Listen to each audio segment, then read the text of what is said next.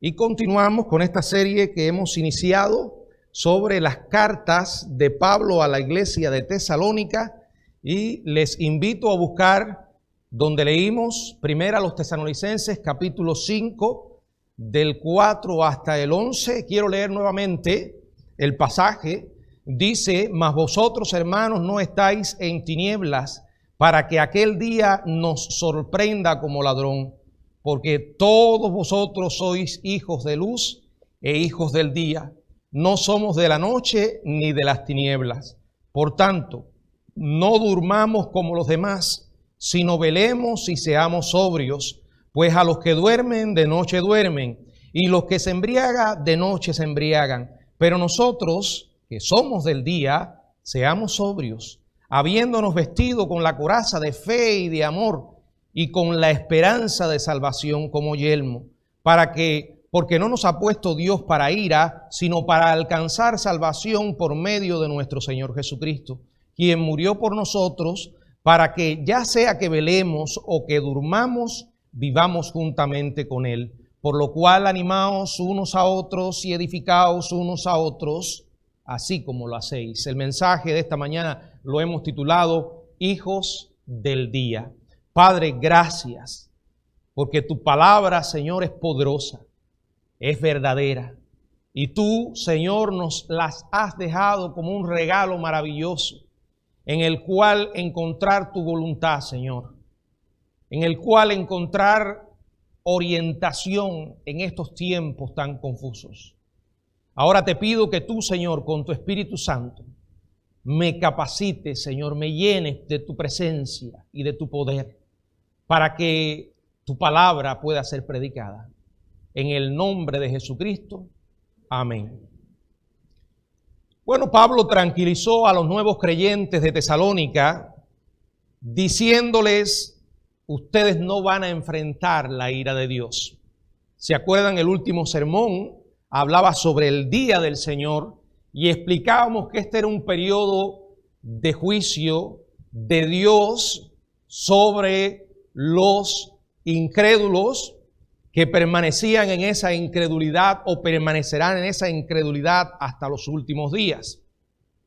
Él les dice, por medio de una serie de contrastes: ustedes son hijos del día, ustedes son personas del día, en contraste con los hijos de la noche o personas de la noche que son los incrédulos.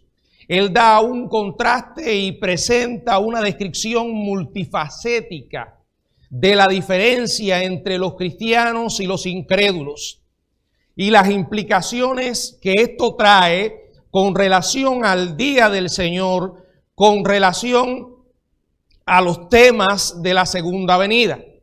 Y al hacerlo, les deja claro a estos hermanos que los temores que tenían de ya estar en el día del Señor eran infundados. ¿Por qué? Porque Él les había enseñado acerca del arrebatamiento. Había hablado sobre este tema que enseña que el Señor va a venir por la iglesia en un tiempo que no conocemos, pero que puede producirse en cualquier momento. Ese es el concepto que llamamos en escatología inminente. Algo que puede ocurrir sin previo aviso, que no hay señales que tengan que cumplirse para que se produzca. Ellos estaban preocupados porque Él les había enseñado sobre el arrebatamiento y pensaban que se habían quedado, y por eso les dice: ustedes no se preocupen, sus temores son infundados. Aquellos que hemos conocido al Señor Jesucristo somos hijos de la luz y no vamos a experimentar la oscuridad del día del Señor. Y hay tres características que diferencian a las personas de la luz de las personas de la noche. A las personas de la luz, que somos los cristianos, y a las personas de la noche, que son los incrédulos. Mientras yo exprese este contraste analizando el pasaje, sería bueno que cada uno de nosotros nos hagamos una evaluación personal y nos preguntemos: ¿soy yo un hijo del día o todavía soy un hijo de la oscuridad? evaluemos nuestras propias vidas. No miremos a la persona que tenemos al lado o en la esquina o a alguien que conocemos. Pasemos primero nuestras vidas por el filtro de la palabra de nuestro Dios. Hay tres contrastes. Quiero que los sigamos, en primer lugar, viendo la naturaleza de los cristianos. Segundo, el comportamiento de los cristianos. Y en tercer lugar, el destino de los cristianos. Primero, su naturaleza. Dice el verso 4 y verso 5. Mas vosotros, hermanos, no estáis en tinieblas, para que aquel día os sorprenda como ladrón. Porque todos vosotros sois hijos de luz e hijos del día. No somos de la noche ni de las tinieblas. Comienza con la expresión, más vosotros, hermanos. Aquí el apóstol, inspirado por el Espíritu Santo, está recalcando a los tesalonicenses que como hijos de Dios no van a experimentar el día del Señor, porque el día del Señor es un periodo de juicio. A diferencia de los incrédulos, los cristianos no estamos en tinieblas. Entiendan que este contraste entre la luz y las tinieblas es un contraste en el nivel espiritual. Las personas que viven en este mundo de espaldas a Dios, tristemente están en oscuridad espiritual y en consecuencia desorientados.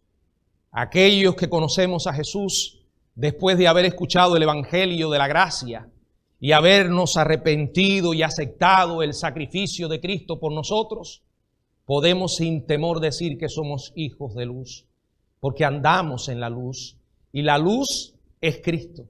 Él dijo, yo soy la luz del mundo. El que en mí cree no andará en tinieblas. Por eso Pablo le dice, ustedes no están en tinieblas. Ustedes no son de la noche. Ustedes no son parte del reino de la oscuridad, del reino de Satanás. Entonces no tienen por qué preocuparse de que aquel día os sorprenda como ladrón. Aquel día es una alusión al día del Señor, al día del juicio. La iglesia antes será sacada de este mundo. Es cierto que antes que ese acontecimiento llegue, vamos a pasar por tribulaciones. Vamos a experimentar persecución. De hecho, ya está pasando con muchos hermanos nuestros en otros países. Y no sabemos cuándo el Señor vendrá. Lo que sí debemos estar es preparados para esos tiempos. El día del Señor, la Biblia se refiere a Él como un día de tinieblas. En Joel capítulo 2, verso 2, y también en el libro de Sofonías, en el capítulo 1, verso 15. Habla de Él como un día de tinieblas porque es un día de juicio, donde Dios en su soberanía va a permitir la acción del diablo y sus demonios sobre este mundo para juicio. La oscuridad se va a desatar de una manera como nunca antes hemos visto.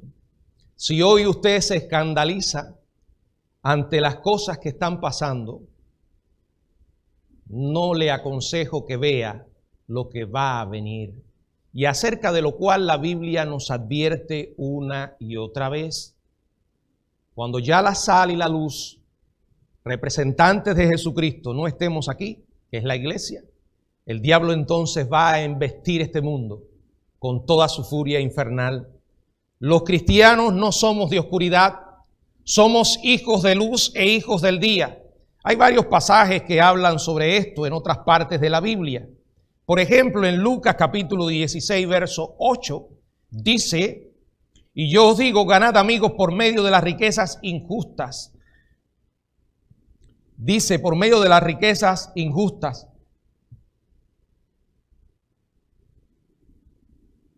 Ganad amigos por medio de las riquezas injustas, para que cuando éstas os falten o reciban, en las moradas eternas.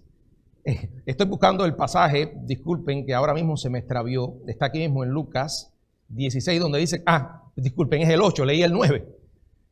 Es el 8, dice, y alabó el amo al mayordomo malo por haber hecho sagazmente, porque los hijos de este siglo son más sagaces en el trato con su semejante que los hijos de luz. Hijos de luz, somos hijos de luz. En Juan capítulo 12, verso 36 también leemos, Juan 12, 36, entre tanto que tenéis la luz, creed en la luz para que seáis hijos de luz. Esto está claro. Tenemos la luz es Jesucristo. Crean en la luz y entonces seréis hijos de la luz. En Efesios capítulo 5, verso 8, la palabra del Señor también nos dice, Efesios capítulo 5, verso 8, porque en otro tiempo erais tiniebla, mas ahora soy luz en el Señor. Anden como hijos de luz. Ser hijos de luz es que la luz es la influencia dominante de nuestras vidas. Por eso Pablo dice, no somos de la noche, ni de las tinieblas. Aquellos que hemos conocido a Jesús, vivimos en una esfera diferente a la esfera en la que viven aquellos que están de espaldas a Dios y van a experimentar el juicio al final. Como hijos de luz e hijos del día, amamos la vida nueva. En Gálatas 6:15 lo dice. Estamos sentados en los lugares celestiales en Cristo Jesús. Efesios capítulo 2, verso 6.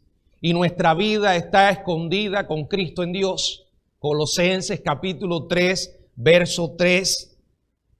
Observan, la clave de todo esto es Jesucristo. Los que estamos acá y un día oímos el Evangelio y creímos, podemos recordar la experiencia que vivimos como algo parecido a esto. Llevar una vida desorientada, confusa, y de pronto por primera vez darnos cuenta de toda nuestra indignidad, de toda nuestra pecaminosidad, de todo nuestro corazón tal como es, depravado.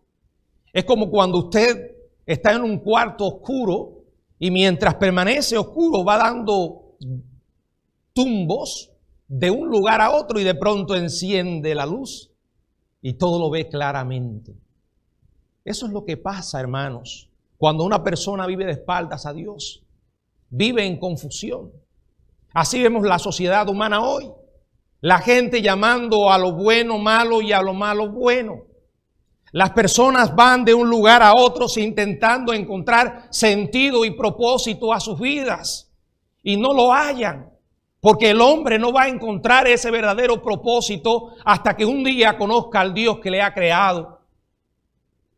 Pero cuando llegamos al Evangelio, cuando alguien nos comparte la buena noticia, volvemos en sí. Tal como dice la Biblia que pasó con el hijo pródigo. ¿Se acuerdan? Que se apartó de su padre y dice la Biblia que estuvo viviendo perdidamente. Y entonces un día regresó a su padre y por primera vez se dio cuenta, dice la Biblia, volviendo en sí. Porque así es la vida separada de Dios.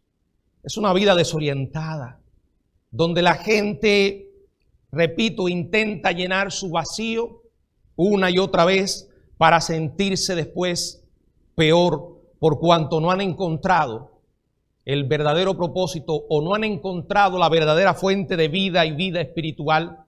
Esa verdadera fuente es Jesucristo. Él dijo, yo he venido para que tengan vida y la tengan en abundancia. El mundo lo que ofrece es un engaño.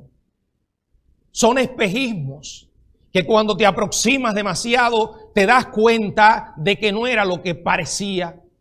¿No le ha sucedido que a veces usted va conduciendo por una autopista alrededor de las 12 del día, cuando el sol está en su mayor intensidad, y mira a lo lejos y le parece que hay como lagos en las carreteras, como si hubiera agua, y cuando se va acercando se da cuenta que no era más que una ilusión? Así es lo que ofrece el mundo, una ilusión, un engaño. Nuestra naturaleza es que somos hijos de luz. En segundo lugar, su comportamiento. Si la luz está en nuestras vidas, nos vamos a comportar como tal. Miren el verso del 6 al 8. Dice la palabra en primera de los Tesalonicenses, capítulo 5, del 6 al 8. Por tanto, no durmamos como los demás, sino velemos y seamos sobrios, pues los que duermen, de noche duermen, los que se embriagan, de noche se embriagan, pero nosotros que somos del día, seamos sobrios, habiéndonos vestido con la coraza de fe y de amor y con la esperanza de salvación como yelmo. Hermanos, si la luz de Cristo está en nosotros, la gente la va a percibir. No malentienda esto. No significa que el hecho de llegar a ser cristiano lo va a convertir en una persona perfecta. No, todavía estamos lejos de eso. Dios va a comenzar en nosotros un proceso de transformación, en el cual dice la palabra que vamos creciendo a la imagen de Jesucristo. El Señor, a través de su Espíritu, nos va santificando, va sacando de nuestras vidas aquellas cosas que Dios no le agradan. Él va produciendo una transformación interna que se ve externamente. Por eso tiene que haber un cambio, pero no es algo que vamos a hacer en nuestras fuerzas únicamente. Es algo que vamos a hacer con el poder de Dios obrando en nuestra vida. Dice el apóstol, no durmamos como los demás, sino velemos y seamos sobrios. Él los estaba, él no tenía que exhortarlos a ser personas del día. Ya lo eran. Una vez que hemos conocido al Señor, somos regenerados. Dios nos da la salvación para nunca perderla. Pero tenemos que marcar una diferencia. Él dice, no durmamos como los demás. Aquellos que están sin Cristo están durmiendo. Las personas de la noche están durmiendo. Por ser hijos de la noche y de la oscuridad, no es extraño encontrarlos dormidos en la indiferencia espiritual y viviendo como si no hubiera juicio. Mire hoy cómo viven muchas personas. El aquí y el ahora. Envueltos en lo que yo he llamado el síndrome de la gratificación instantánea. ¿Qué quiere decir esto? Que si tengo deseos de hacer algo, lo voy a hacer. No me importan las consecuencias. No me interesa a cuántas personas dañe. Si me siento bien con eso, lo voy a hacer. Así vive la gente hoy. De hecho, muchos no creen que haya vida después de la muerte. No hay eternidad. En ese sentido, para estas personas no tenemos diferencia con los animales. Y por eso llegamos a comportarnos muy parecidos a ellos. Un animal, si tiene deseos de comer, come, si hay comida. Si tiene deseo de hacer sus necesidades físicas, las va a hacer y no le importa dónde lo haga. ¿Ustedes han visto los perros? Así son. Ellos se dejan llevar por sus instintos, sus deseos.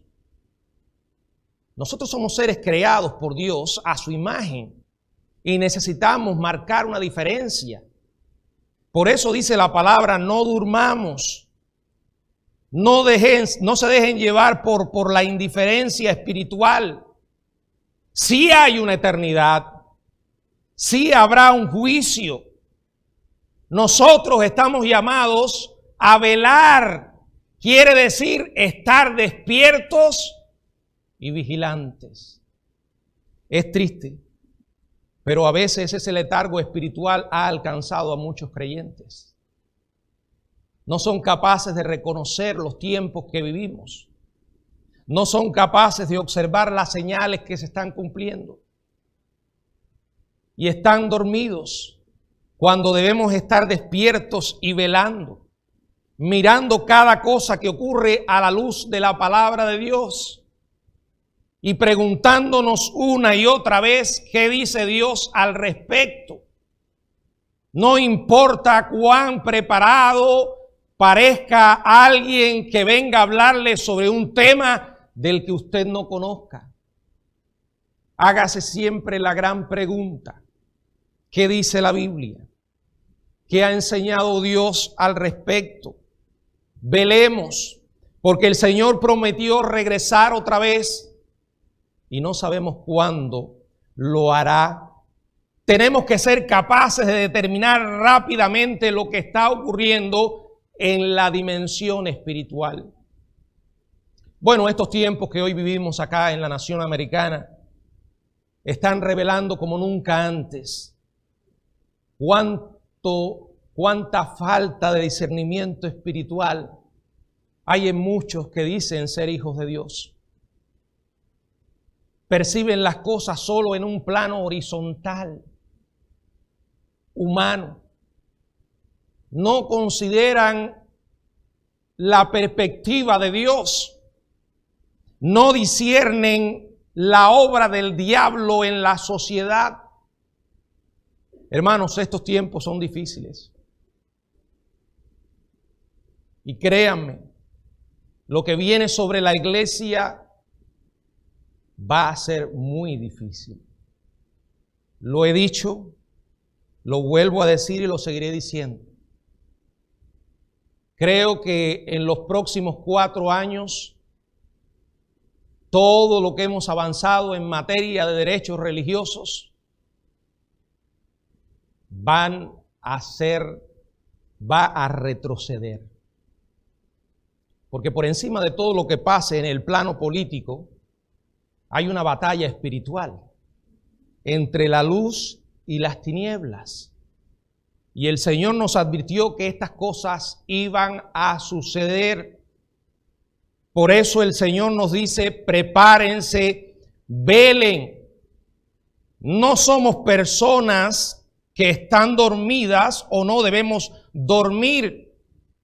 Fíjense el contraste con el estupor de la embriaguez que envuelve a las personas de noche. Una persona que se embriaga pierde el control. Es todo menos alguien que está sobrio. Una persona sobria exhibe dominio propio. Es aquel que lleva una vida seria, una vida equilibrada, una vida calmada con las prioridades apropiadas. Ser sobrios es estar velando. Miren, tal como el sueño y la embriaguez, así también estar sobrio y velando, como el sueño y la embriaguez marcan la vida de las personas sin Dios. Nosotros tenemos que estar sobrios y velando como hijos del día. Fíjense que esta aplicación es evidente en lo que viene. Los que duermen, de noche duermen. Y los que se embriagan, de noche se embriagan. Dormir y embriagarse son cosas que generalmente se hacen de noche. Dormir se refiere metafóricamente a la indiferencia pasiva. Embriagarse al pecado activo. Es un contraste, dice Pablo, pero nosotros, en marcado contraste con el sueño y la embriaguez de las personas que no tienen a Dios, nosotros que somos del día, seamos sobrios. Que nuestro comportamiento resplandezca en una sociedad oscurecida por el pecado. Tenemos que vivir una vida dependiendo de Dios. No se trata de que el Señor solo nos salvó. Esto tiene implicaciones mucho más profundas. Él vino a morar en nuestra vida en la persona del Espíritu Santo. Él quiere controlar nuestra conducta. Y eso es lo que la Biblia llama la llenura del Espíritu. No se trata de que nosotros tengamos más del Espíritu. Él ya está en nosotros en su plenitud. Se trata de que el Espíritu de Dios tenga más de nosotros. Por eso necesitamos tomar decisiones deliberadas y dejar que Dios llegue a aquellas áreas de nuestra vida que hasta ahora las hemos reservado para nosotros únicamente. No podemos decirle al Señor, tú eres mi Salvador, tú eres mi Señor, pero por favor no te metas en mis finanzas. O no podemos decirle al Señor, Señor, tú eres mi Salvador, tú eres mi Señor, pero en mi vida íntima no te metas. En lo que hago en mi privacidad, entre comillas, oculto de los ojos humanos, no te metas. No podemos decirle al Señor, tú eres mi Señor y Salvador, y en mis decisiones en cuanto a qué debe ocupar el primer lugar, Señor, esto déjamelo a mí. No. La realidad es que el Señor o es Señor de todo o no es Señor de nada. Ahora esto es un proceso en el que vamos reconociendo, Señor, te necesito. Porque tenemos una batalla.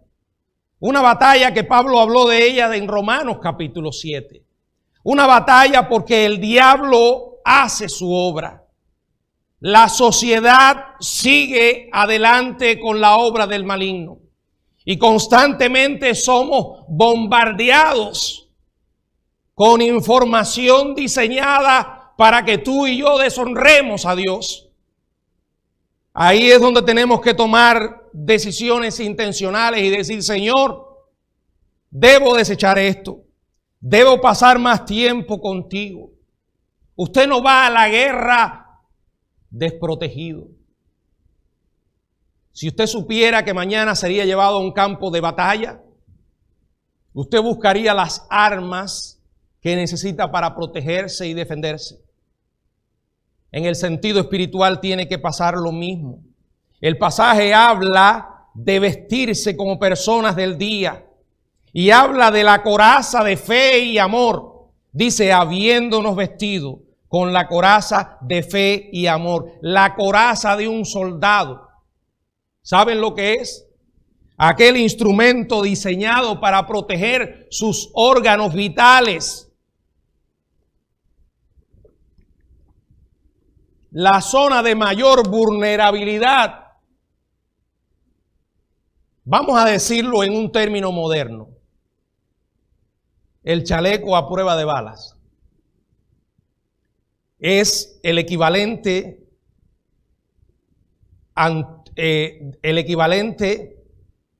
antiguo.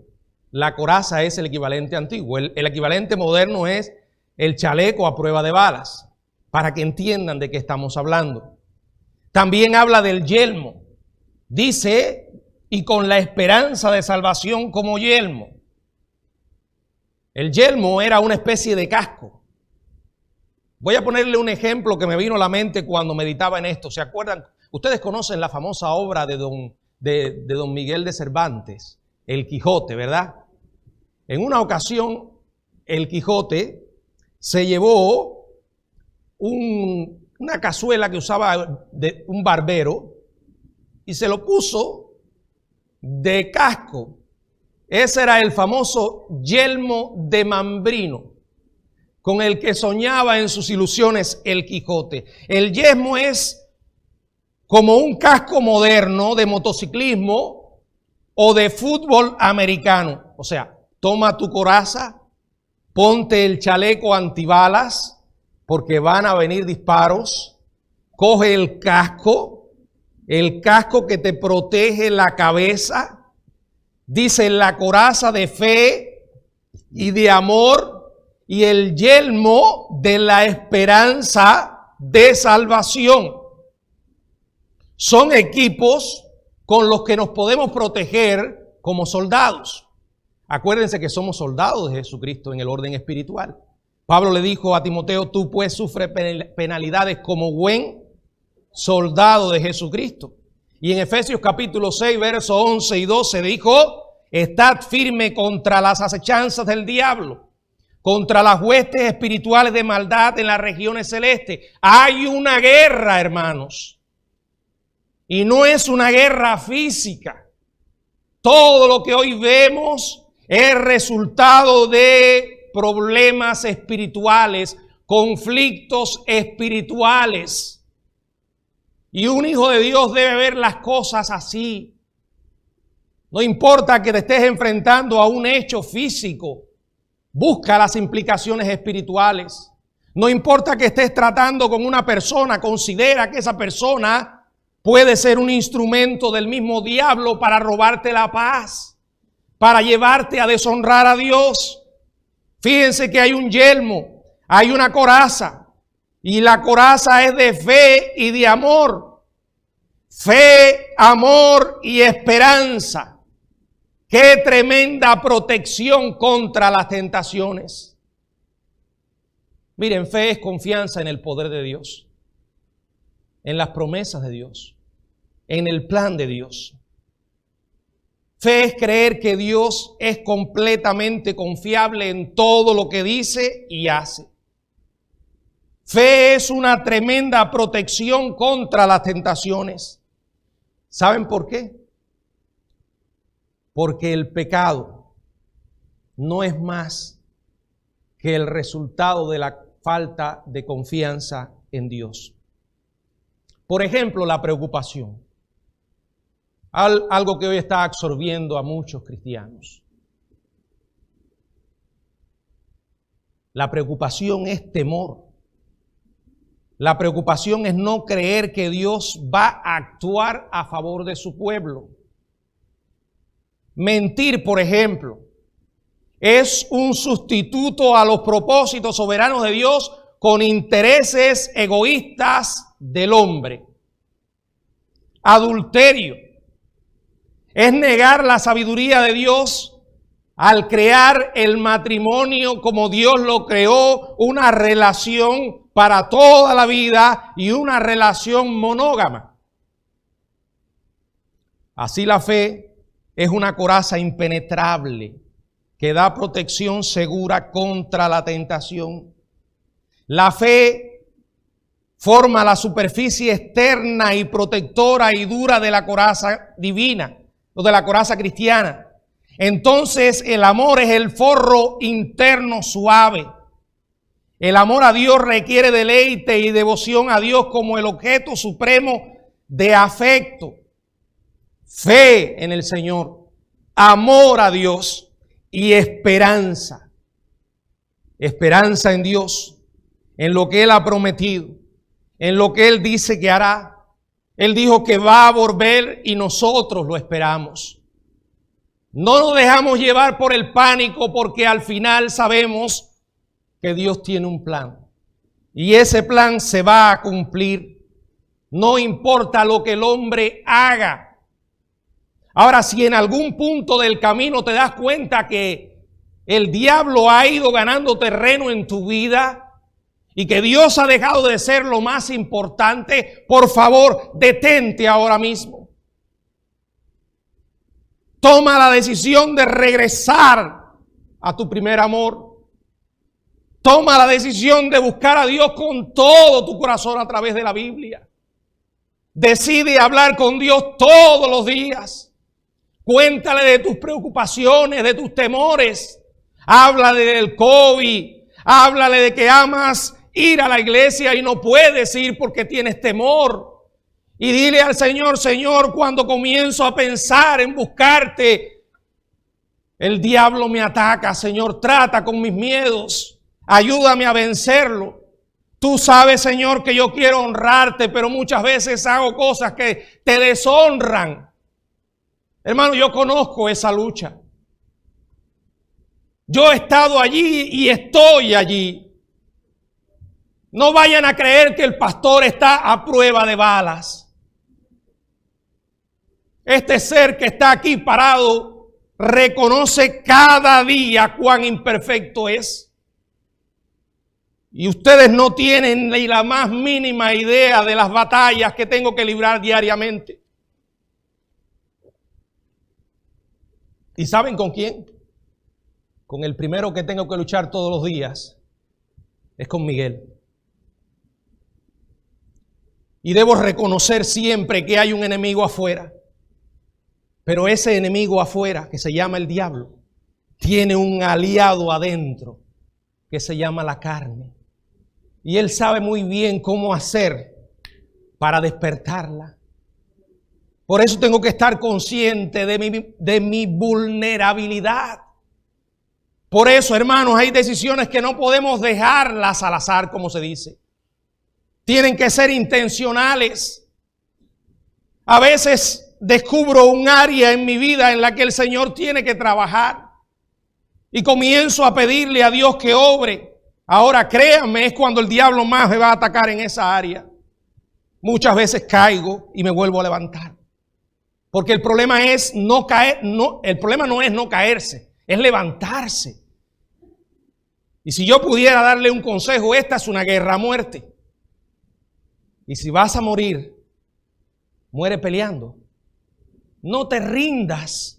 Pero pastor, ya he lidiado con esto muchas veces. No te rindas, ponte de pie y sigue. Pídele al Señor que te ayude a vivir como una persona libre. No te dejes esclavizar. La sociedad de hoy está diseñada para robarnos la paz de Dios. La Biblia dice en Romanos que en Cristo hemos sido liberados. Él llegó al calabozo en el que estábamos arrestados. El Señor abrió la celda, nos miró con compasión y dijo: ahora eres libre para servirme a mí por el resto de tu vida. Pero ¿saben qué? Por increíble que esto les parezca, algunos prefieren no salir. ¿Por qué no sales? ¿Por qué sigues en esa celda miserable, oscura, tenebrosa? Si el Señor te ha abierto la puerta, dice la Biblia: y conoceréis la verdad y la verdad os hará libre. Sal, ven a la luz. En esa oscuridad las cosas se distorsionan. Sal afuera, mira la gloria de Dios, anda en su verdad. Deja que la palabra divina escudriñe todas las áreas de tu vida. No te dejes engañar por la mentira. Yo lo decía el viernes y lo sigo diciendo. Todo esto que hemos estado viviendo en los últimos meses y tal vez años es una estrategia preparada por el mismo príncipe de las tinieblas para robarnos la paz. El diablo tiene una agenda y la agenda es crear crisis. Crisis en la sociedad. Crisis en nuestra vida íntima, personal, porque él sabe que si hay crisis, habrá miedo. Y si hay miedo, habrá control. ¿No lo pueden ver, hermanos? Si no lo puede percibir, pídale a Dios que le dé ojos para ver. Les digo que cada día tengo una batalla y cuando decido dejar que Dios trabaje en esa, el diablo me ataca. Y a veces me he visto en situaciones que he dicho: ¿cómo llegué aquí? Pequeñas decisiones que quizás no le veíamos tanta importancia. Pero qué bueno es percatarse en un momento determinado y decir: un momento, esto no es de Dios. Tengo que regresar a Él. Y acuérdense lo que yo siempre he dicho: nunca es demasiado tarde para hacer lo correcto.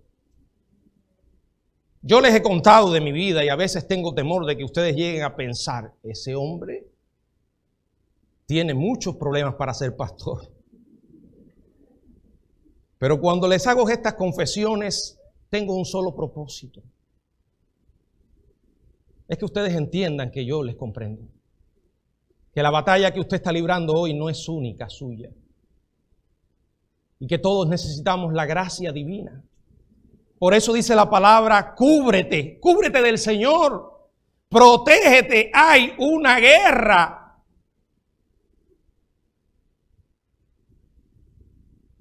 A veces el diablo nos ataca de la manera que menos imaginamos. Un día que usted se levantó y oró y buscó del Señor, inmediatamente le manda un dardo para robarle la paz. Y créanme que el ataque puede venir de donde menos lo imaginas. A veces es una relación con un amigo. A veces es una relación con un hermano de la iglesia. A veces es un problema con tu esposo o tu esposa. Porque sí, tenemos ya 26 años, ¿no? 26. No crean que se llega a esta edad, a este tiempo en el matrimonio fácil. El matrimonio es una batalla de todos los días, donde dos voluntades totalmente distintas tienen que aprender a someterse unos a otros y al Señor mismo. Mi esposa y yo a veces tenemos desacuerdo, pero una de las cosas que me sucede cuando esto pasa, que me roba la paz. No puedo hacer nada, automáticamente me estanco. Y me doy cuenta, como dice la Biblia, para que vuestras oraciones... No puedo orar. Si estoy mal con mi esposa, no puedo orar. No me puedo parar tranquilo aquí a predicar. Entonces, ¿qué voy a hacer? No predico más. No, tengo que ir y decirle, perdóname. Ha habido momentos en que me he puesto a decir, bueno, voy a esperar que sea ella.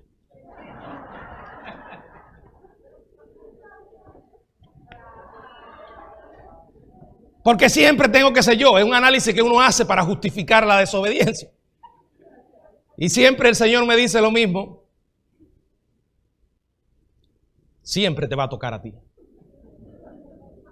Cuando somos cristianos no podemos elegir otra opción. Y esto no se refiere solo a la relación matrimonial, hermano. Esto se refiere a cualquier relación. Unos con otros. Porque el diablo quiere robarnos la paz. Usted sale a la calle lleno de alegría y de pronto pasa un irresponsable por su lado y se le mete delante y casi se para para que usted le dé o no sé qué anda haciendo y usted pierde la paz y tiene deseo de decir 1000 barbaridades, pero no puede hacerlo. Tiene que decir, Señor, contrólame. Y cuando oras y le pides al Señor que te controle y pasas por al lado de ese individuo, te das cuenta que está con un celular.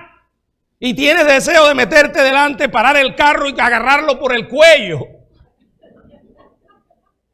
Sí, sentir esos deseos es muy humano. El problema es cuando dejamos que se hagan realidad. La Biblia dice, airaos, pero no pequéis. ¿Por qué hago esta ilustración, hermanos? Porque cualquier cosa el diablo la puede usar. Porque estamos en una guerra y es una guerra despiadada. Y el diablo ha logrado avanzar mucho en medio de esta crisis que estamos viviendo. Cristianos que se han apartado. Cristianos que han dejado de percibir al Señor como el Dios Todopoderoso. Conflictos en los hogares con los hijos, porque los padres no tenían a los hijos en la casa tanto tiempo y ahora los han tenido que tener.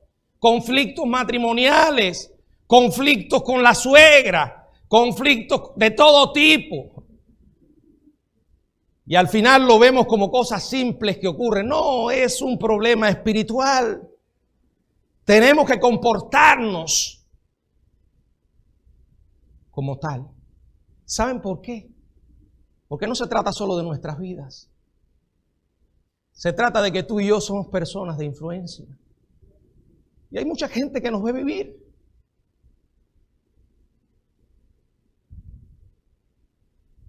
Yo siempre digo, cuando Dios no le parece real a alguien, Dios no se le va a aparecer a esa persona en el cuarto. No le va a mandar un ángel para que pueda confirmar que Dios es real. Dios nos va a usar a ti y a mí para que las personas puedan ver la realidad de quién es Dios. Y por cierto, ellos no esperan que tú y yo seamos perfectos, pero sí que seamos personas auténticas. Que si un día pecamos y somos confrontados con la realidad de nuestro pecado, seamos lo suficientemente honestos para decir, perdóname.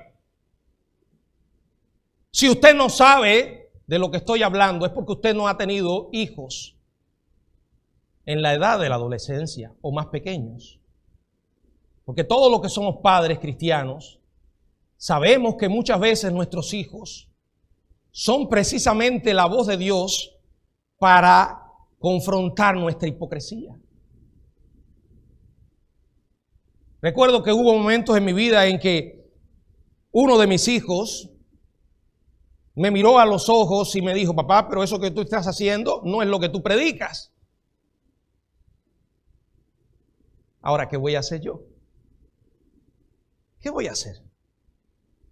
Respétame que soy tu padre. Y para más, soy el pastor. Respétame, cállate la boca. Si me lo dice en buena forma, porque también está el punto de cómo se dirige usted a su padre. ¿Qué debo hacer? Tomarlo como una reprensión de parte de Dios. Y ser lo suficientemente honesto para decir, Señor, perdóname. Porque sé que no es él o ella, eres tú. En una ocasión estaba predicando en un lugar. Esto me sucedió hace algún tiempo. Estaba predicando en un funeral. Y ahí había un señor que me estaba escuchando detenidamente.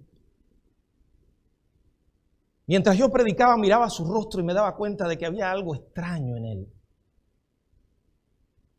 Era una mezcla de atención con algo más que yo no podía percibir de qué se trataba. Estuve predicando la palabra del Señor y les estoy contando algo muy personal. Después hablé de mi experiencia.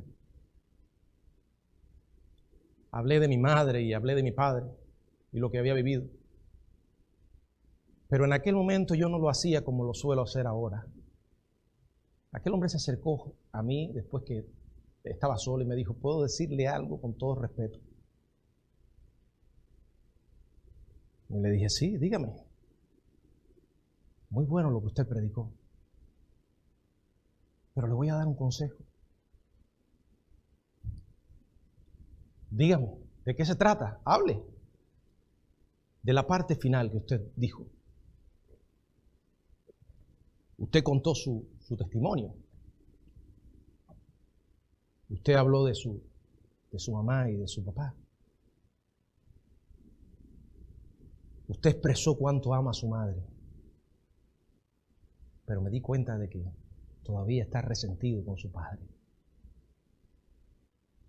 Le dije, yo lo que dije fue la verdad. Es el testimonio como conocí a Cristo. Me dijo, sí, pero le voy a dar un consejo. Aunque él haya sido como fue, aunque haya sido un alcohólico como usted dice, déjelo ir. No hable de él como habla. Déjelo. Libérese de eso. Y el hombre se fue. Les confieso que en el momento que habló conmigo me molesté. Yo decía, ¿quién es este hombre? ¿Qué derecho tiene? Pero después cuando salí de aquel lugar, la mente me iba dando vueltas una y otra vez y dije, Señor,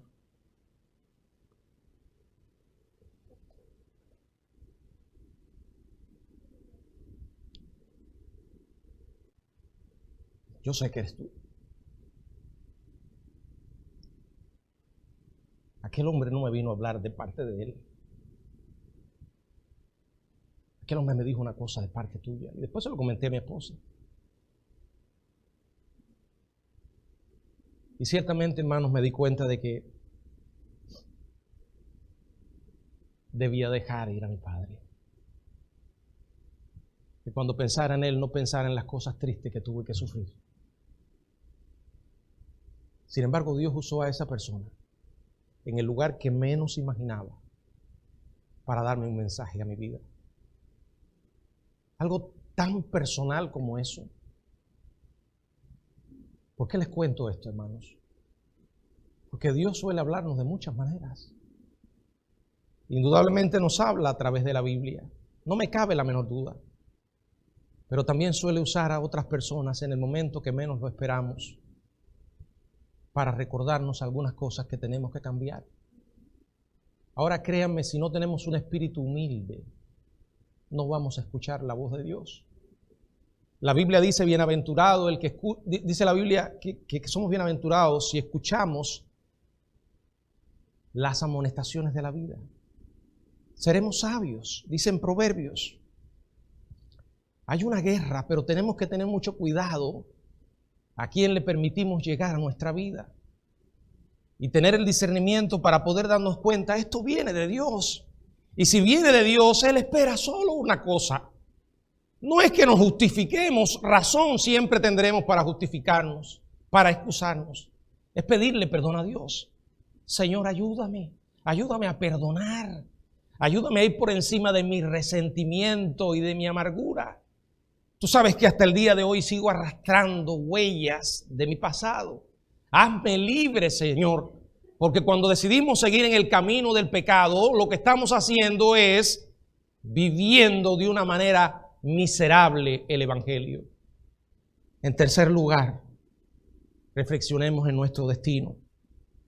Dice la palabra en 1 Tesalonicenses capítulo 5, verso del 9 hasta el 11, porque no nos ha puesto Dios para ira, sino para alcanzar salvación por medio de nuestro Señor Jesucristo, quien murió por nosotros para que, ya sea que velemos o que durmamos, vivamos juntamente con Él. Por lo cual animaos unos a otros y edificaos unos a otros, así como lo hacéis. Nuestro destino no es aquí, hermano. Nuestro destino es el cielo. Nuestra esperanza está en estar con nuestro Señor Jesucristo todos los días hasta el fin del mundo. Él dijo, yo iré a preparar lugar para vosotros, y si me fuere, vendré otra vez y os tomaré a mí mismo para que donde yo estoy, vosotros también estéis. Aquí estamos de paso, hermanos. Disfrutamos la vida, indudablemente. Sabemos que es un regalo de Dios, indudablemente. Pero no podemos afanarnos. No podemos llegar a confiar en nada humano de una manera tal que lleguemos a olvidar lo que Dios ha dicho. La vida que tenemos es prestada. Ninguno de nosotros tiene control de lo que va a pasar en las próximas horas, mucho menos de aquí a algunos años. En un segundo, en una milésima de segundo podemos ir a la eternidad, cruzar a la eternidad. ¿Estamos preparados? Y si el Señor viniera hoy, qué bueno es poder leer en la Biblia palabras como esto. Dios no nos ha puesto para la ira que incluye el juicio, la ira que incluye los 7 años de tribulación. No, Él nos ha salvado en Jesucristo. Él dejó que su Hijo se sometiera al juicio de Dios, a su propio juicio. Descargó su ira sobre Él para no descargarla sobre nosotros. Lo hizo por pura gracia. Y dice la palabra que Jesucristo murió para que, ya sea que velemos o que durmamos, vivamos juntamente con Él. Y dice en el verso 11, anímense unos a otros, aliéntense unos a otros, edifíquense unos a otros. No esperes que tu hermano siempre venga a ti a consolarte. Ves tú a tu hermano. Recuerden que la vida cristiana es una senda de 2 vías. Unos a otros, aparece una y otra vez en la Biblia. Somos un cuerpo. Nos necesitamos unos a otros. Tenemos al Dios que nos ha salvado, que es nuestro Padre. Somos parte de su familia. Somos hermanos. No es algo formal, algo mecánico, algo superficial. Es una realidad gloriosa que se verificó cuando formamos parte de la familia de Dios al haber recibido a Jesucristo como nuestro Salvador. Oh, los tiempos son difíciles. Nos necesitamos unos a otros. Cuando veas a tu hermano desanimado, abre la Biblia y léele la palabra y ora con él. Fíjense, la fuente de nuestro aliento es nuestros hermanos. ¿Y qué vamos a hablar con nuestros hermanos? Las realidades que Dios nos ha dejado. No espere a a animarse mirando lo que el mundo le está diciendo. No espere ser un hombre o una mujer de fe dedicando la mayor parte de su tiempo a ver noticias, a ver canales de televisión, a leer toda la basura que se publica en internet, a mirar cada video, cada programa, que es lo que está diseñado para robarle la paz. Es bueno que estemos informados, pero mucho cuidado, porque eso tiene implicaciones en nuestra vida. Yo he estado advirtiendo una y otra vez de lo que he llamado la tiranía de los medios.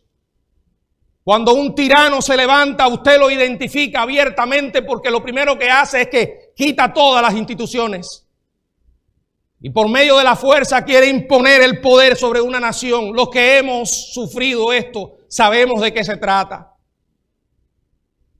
Compra o penetra todas las instituciones democráticas y solo el Estado representado por esa figura tiene toda la autoridad. La tiranía es algo que es muy difícil de ignorar. Usted se da cuenta cuando está ante un tirano. Pero los tiempos han ido cambiando. Y la tiranía ha ido cambiando de forma. Hoy en día